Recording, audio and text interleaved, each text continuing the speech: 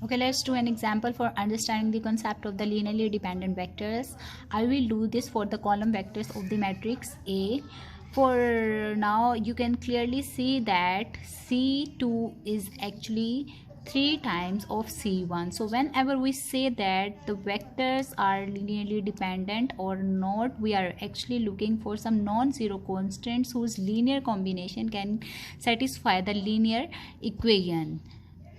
All right, so for this I have written the equation, linear combination equation, that is c1 v1 plus c2 v2 plus c3 v3 c4 v4 is equal to 0.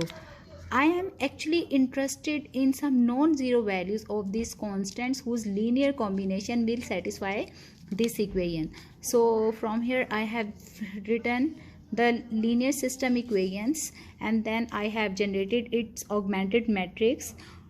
For solving this matrix, I can take any approach. I can take I can take a Cramer's rule approach, but for now I will be using the Gauss elimination method, that is actually based on the rows operation. So I will be performing here r2 minus 2 times of r1, that will cause the change in the r2, and similarly for making this entry equal to 0, I will add r3 and r1. So after performing these two row operations, my matrix will be transformed into this. For determining the solution, you can clearly see that I have then performed the back substitutions. From the back substitution approach, I got C4 is equal to 0, which resulted C3 is equal to 0. And then the first equation is this, in which I will substitute the value of C4 and C3, and in this way I will obtain C1 is actually equal to minus 3 times of C2. If I choose C2 is equal to minus 1, then I will get C1 is equal to 3. So from here I got some non-zero value of C1, that is equal to 3. Since the vector that is present in the matrix A can be obtained by multiplying the first vector with 3, so we are getting some non-zero values of the constant. C1 is equal to 3 and C2 is equal to minus 1, while the rest of these constants are equal to 0. So that's why the vectors are the columns of the given matrices of the given matrix are linearly dependent. If all the constants come equal to 0, then the vectors will be called linearly independent. Here I have chosen a case in which I will show how the vectors can be linearly independent.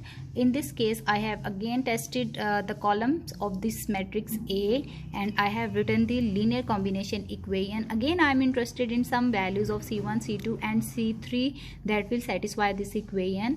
And from this set of equations, I have actually generated the augmented matrix, and it can be seen directly the matrix is already in the echelon form. So that's why C3 is equal to 0, which resulted in C1 and C2 is equal to 0.